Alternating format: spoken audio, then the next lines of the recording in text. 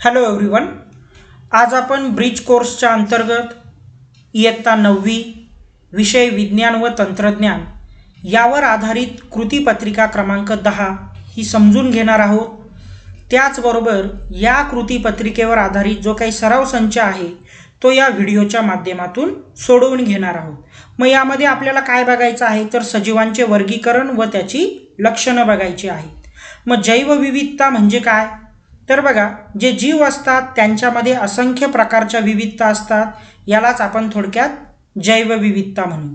मग या जैवविविधतेच्या वर्गीकरणाची आवश्यकता का पडली तर जसं आपल्या सर्वांनाच माहिती आहे की पृथ्वीवर म्हणजे जमिनीवर किंवा समुद्रामध्ये असंख्य प्रकारचे जीव या ठिकाणी बघायला मिळत असतात आणि त्यांची संख्याही खूप जास्त प्रमाणात आहे. मग या सजीवांचा अभ्यास करण्यासाठी त्यांची गटात विभागणी करण्यात आली, कारण की गटात विभागणी केल्यानंतर त्यांचं जे काही त्यांच्याविषयी जो अभ्यास आहे तो करणं सोपं जाईल म्हणून त्यांची गटात विभागणी करण्यात आली. आणि मग त्या सजीवांमधील जे काही साम्य आहेत किंवा फरक आहेत हे लक्षात घेऊन त्यांचे गट व उपगट करण्यात आले. मग त्यांच्यातले जे काही फरक आहेत किंवा साम्य आहेत त्यानुसार त्यांचं गटामध्ये आणि उपगटामध्ये वर्गीकरण करण्यात आलेलं होतं. आणि याच प्रक्रियेला काय म्हटलं गेलेलं आहे मग जैविक वर्गीकरण म्हटलेलं आहे. सजीवांचे गट व उपगट बनवण्यात आले त्याच प्रक्रियेला जैविक वर्गीकरण म्हटलेलं आहे. मग बघा, रॉबर्ट हार्डिंग विटाकर या अमेरिकन शास्त्रज्ञाने त्यांनी 1970 मध्ये सजीवांची 5 गटात विभागणी केली. त्याच 5 गटात केलेल्या विभागणीला वर्गीकरण विटाकरचं म्हटलं जातं. मग तेच निकष आपण या ठिकाणी विचारात घेणार आहोत. ती वर्गीकरण पद्धत या ठिकाणी समजून घेणार आहोत. आधी आपण वर्गीकरण पद्धत कशी आहे ती पाहणार आहे. मग सजीव आणि त्यांचं 2 गटात केलेली विभागणी. मग आदिकेंद्रकी दृश्य केंद्रकी. आता आदिकेंद्रकीचा आधी आपण थोडक्यात अर्थ पाहून घेणार आहोत. आदिकेंद्रकी म्हणजे काय तर रचनेमध्ये प्राथमिक पेशी असतात, यांच्यामध्ये पूर्ण विकसित नाही, मग रचनेत प्राथमिक पेशी असतात. त्यानंतर जो केंद्रक आहे त्यांच्या पेशीचा तो पूर्ण विकसित नसतो किंवा केंद्रकाचा अभावच असतो त्यामध्ये, आदिकेंद्रकी पेशीतील जे काही जीव आहेत त्यांच्यामध्ये. त्यानंतर त्यांच्यामध्ये बघा मायटोकॉन्ड्रिया, गॉल्जी काय, हरित लवक यांचा अभाव असतो. मग असे जे जीव असतात ते आहेत आदिकेंद्रकी. मग त्याच्यामध्ये एक पेशीय जीवांचा समावेश होतो, ते आपण पुढे. आणि सृष्टी कोणती येते मोनेरा. या 5 सृष्टींविषयी माहिती घ्यायची.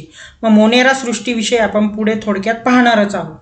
त्यानंतर दृश्य केंद्रकी. आता दृश्य केंद्रकी जीवांमध्ये किंवा गटांमध्ये कोणाचा समावेश होतोय तर एक पेशीय आणि बहुपेशीय. त्याआधी आपण दृश्य केंद्रकी म्हणजे काय हे आपण पाहून घेणार आहोत.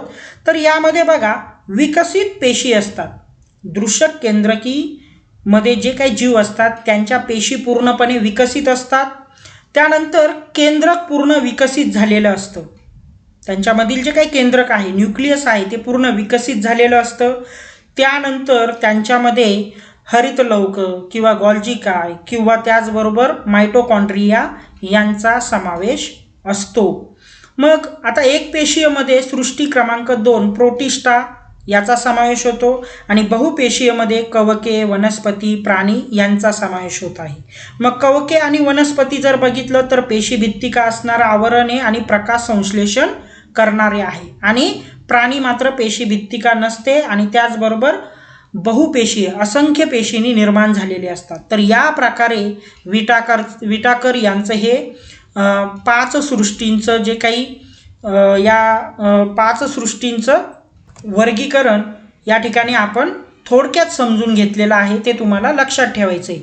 मग आदिकेंद्रकी कोणाला म्हणायचं, दृश्य केंद्रकी कोणाला म्हणायचं, बरोबर आहे. मग आता सृष्टींविषयी आपण या ठिकाणी माहिती घेणार आहोत.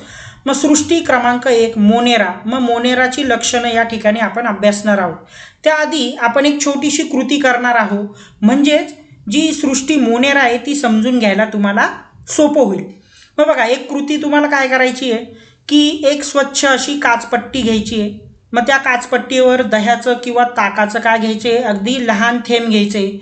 त्या थेंबामध्ये थोडंसं पाणी मिसळून त्याला विरळ करायचे, बरोबर आहे. आणि विरळ केल्यानंतर त्या काचपट्टीला तुम्हाला काय करायचं आहे, मायक्रोस्कोपच्या खाली त्या काचपट्टीचं निरीक्षण करायचं आहे.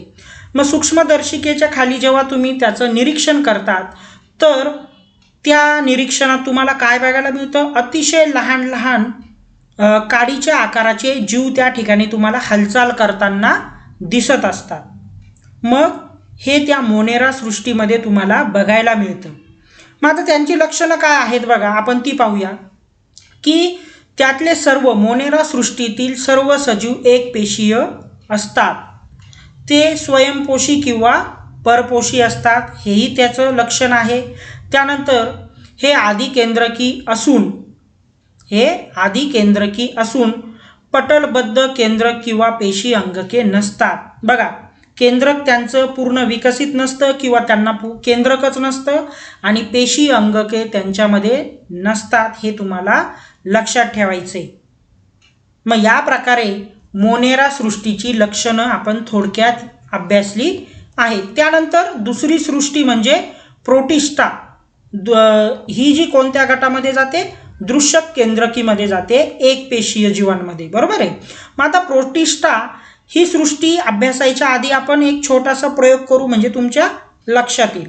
की बघा, पावसाळ्यामध्ये एखादं डबकं साचलेलं असतं आणि त्या डबक्यामधून गाडी जाऊन जाऊन ते डबकं काय झालेलं असतं, पूर्णपणे अस्वच्छ, पूर्ण तांबड्या रंगाचं झालेलं असतं. मग त्या डबक्यातलं जर पाणी तुम्ही थोडंसं घेऊन आलात आणि काचपट्टीवर ते पाणी जर घेतलं आणि सूक्ष्मदर्शिकेतून त्याचं निरीक्षण केलं तर त्या काचपट्टीवर तुम्हाला छोटे छोटे जीव हालचाल करताना दिसणार आहेत. मग त्यामध्ये अमिबा हा सुद्धा असतो. मग हे सृष्टी क्रमांक 2 मध्ये प्रोटिस्टामध्ये तुम्हाला बघायला मिळत असतं. म्हणजे छोटे छोटे पाणी जे असतं घाणेरडं त्याच्यामध्ये ते जीव बघायला मिळत असतात. मग आता त्याची लक्षणं काय आहेत, तर यामधले सर्व सजीव एक पेशीय असून त्यांच्यामध्ये केंद्रक असतं. महत्त्वाचं काय आहे, केंद्रक असणार आहे. आणि प्रचलनासाठी छद्मपात किंवा रोमके किंवा कशाभिका असतात त्यांना. स्वयंपोषी असतात, उदाहरणार्थ युग्लिना, त्यानंतर वॉल्वॅक्स. नंतर पेशीत हरितलवके असतात, ह्यांच्या पेशीमध्ये काय असतात, हरितलवकांचा समावेश असतो. त्यानंतर परपोषी उदाहरण जर बघितलं आपण तर अमिबा आहे, पॅरामेशियम आहे, त्यानंतर प्लाझ्मोडियम आहे इत्यादी, हे परपोषी असतात प्रोटिस्टामधले. लक्षणं काय लक्षात ठेवायची आहे की यांच्यामध्ये केंद्रक असतं, पेशी पूर्ण विकसित असतात, त्यानंतर यांच्यामध्ये जे आहे ते हरितलवकांचा समावेश असतो स्वयंपोषीमध्ये. ही लक्षणं तुम्हाला प्रोटिस्टा या सृष्टीविषयी लक्षात ठेवायची आहेत. आता सृष्टी क्रमांक 3 या ठिकाणी दिलेली आहे, ती म्हणजे कवके. आता कवकांच्या बाबतीत जर आपण उदाहरण घेतलं तर या बाबतीत एक छोटीशी कृती आपण करून पाहणार आहोत. मग काय करायचं, तुम्हाला पाव घ्यायचा आहे किंवा त्याचबरोबर काय घेणार आहोत आपण, एखाद्या पोळीचा तुकडा घेणार आहोत आणि तो पोळीचा पावाचा तुकडा आपल्याला पाण्यात थोड्या वेळ भिजवून काय करायचा, एक छोट्याशा डबीमध्ये तो एक दिवस झाकून ठेवायचा आहे. आणि दुसऱ्या दिवशी मात्र त्या पावाचं किंवा त्या पोळीच्या तुकड्याचं निरीक्षण करायचं आहे. त्या पोळीवर पावावरती छोटे छोटे कापसांसारखे धागे तयार झालेले तुम्हाला दिसणार आहेत. तर त्या ठिकाणी तीच तुमची सृष्टी क्रमांक 3 म्हणजे कवक तुम्हाला बघायला मिळतील. जसे की सृष्टी क्रमांक 2 मध्ये जे घाणेरडं पाणी आहे त्या ठिकाणी सृष्टी क्रमांक 2 बघायला मिळतं. किंवा पहिल्या सृष्टीमध्ये आपण बघितलं की ताक किंवा दही घेतलं तर त्यामध्ये सृष्टी क्रमांक 1 आणि त्यातली जे काही जीव आहेत ते बघायला मिळतात. मग सृष्टी क्रमांक 3 मध्ये कापसासारखा जो भाग आहे तो बघायला मिळत असतो, म्हणजेच कवके.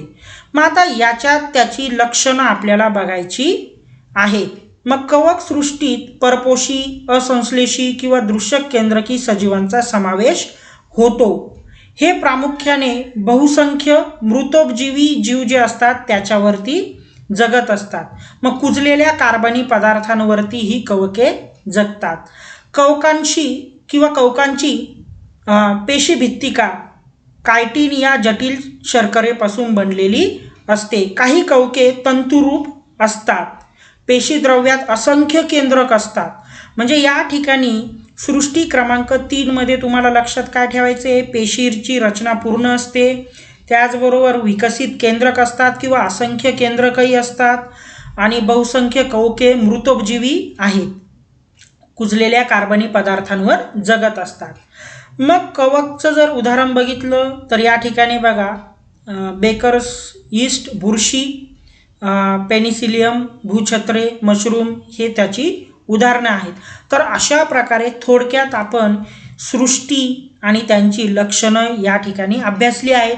आता यावर आधारित जो काही सराव संच आहे तो आपण सोडवायला सुरुवात करूया.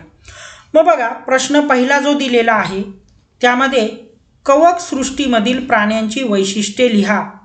मग बघा या प्राण्यांची वैशिष्ट्य काय आहेत तर यांच्यामध्ये पूर्णपणे विकसित पेशी असतात, नंतर केंद्रक पूर्ण विकसित झालेले असते, त्यानंतर दृश्यक केंद्री पेशी मानव, प्राणी, वनस्पती यामध्ये आढळतात, हे आपण पाहिलेलं आहे.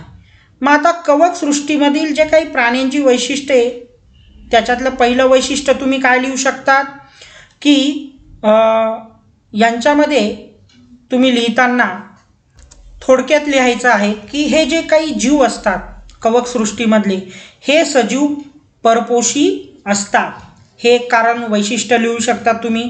त्याच्यानंतर यांच्यामध्ये दृश्यक केंद्रकी पेशी असतात, त्यानंतर कुजलेल्या कार्बनी पदार्थांवरती हे जे जीव आहेत कवक सृष्टीमधले हे जगत असतात, कुजलेल्या कार्बनी पदार्थांवरती.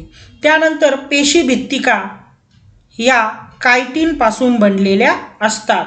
त्यानंतर काही कवके तंतुरूप असतात. मग ही वैशिष्ट्ये कवक सृष्टीमधील प्राण्यांची तुम्ही लिहू शकता थोडक्यात. त्यानंतर पुढे बघा प्रश्न क्रमांक 2 यामध्ये मोनेरा या सृष्टीमध्ये कोणकोणत्या सजीवांचा समावेश होतो आहे. मग मोनेरा आपण बघितलं की एक पेशीय जीव आहे, परंतु यामध्ये काय होत आहे की त्यांच्यामध्ये प्राथमिक पेशी रचना असते, केंद्रक किंवा केंद्रकाचा अभाव असतो. मग आता कोणकोणत्या जीवांचा समावेश होणार आहे तर यामध्ये बघा सर्व प्रकारच्या जीवाणूंचा तसेच नीलहरित शैवालांचा समावेश होतो. हे तुम्हाला त्याचं योग्य उत्तर लिहायचं आहे. कळते की यामध्ये सर्व थोडक्यात जे काही जीव आहेत त्या सर्व प्रकारच्या जीवाणूंचा समावेश होतो आणि तसेच नीलहरित शैवालांचा समावेश होतोय. त्यानंतर प्रश्न क्रमांक 3 बघा जोड्या जुळवायच्या आहेत आपल्याला. मग जोड्या जुळवामध्ये पहिले जो काही अ गट आहे त्यामध्ये प्रोटिस्टा दिलेला आहे. मग प्रोटिस्टामध्ये पटलबद्ध केंद्रक असते, हे त्याचं योग्य उत्तर आहे. त्यानंतर मोनेरा दिलेला आहे बघा. मग मोनेरामध्ये पटलबद्ध केंद्रक नसते. आपण बघितलं की केंद्रक नसतं मोनेरा या सृष्टीमध्ये, प्रोटिस्टामध्ये केंद्रक असतं.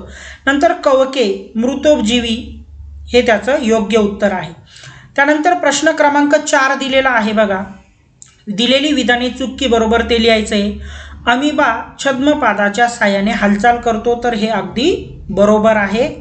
सृष्टी मोनेरामधील सजीव बहुपेशीय असतात, नाही ते एक पेशीय असतात, बहुपेशीय नसतात, म्हणजे हे चूक आहे याचं उत्तर. त्यानंतर प्रश्न क्रमांक 5 बघा आणि या ठिकाणी शेवटचा प्रश्न आहे. खाली दिलेल्या चित्रातील सजीव कोणता ते लिहा.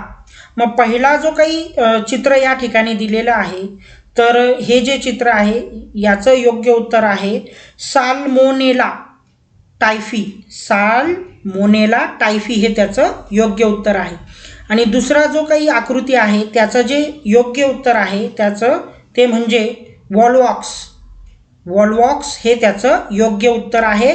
आणि दोन्हीही मोनेरा सृष्टीतील जीव आहेत, लक्षात ठेवायचं आहे तुम्हाला. पहिल्याचं काय योग्य उत्तर आहे साल्मोनेला टायफी आणि वॉलवॉक्स हे दुसऱ्याचं योग्य उत्तर आहे. तर अशा प्रकारे कृतीपत्रिका क्रमांक 10 वरील आपण सराव संच सोप्या साध्या भाषेत सोडवून घेतलेला आहे. अशाच प्रकारचे सोडवलेले सराव संच पाहण्यासाठी किंवा कृतीपत्रिका समजून घेण्यासाठी या व्हिडिओला लाईक आणि सबस्क्राईब करा. Thank you very much.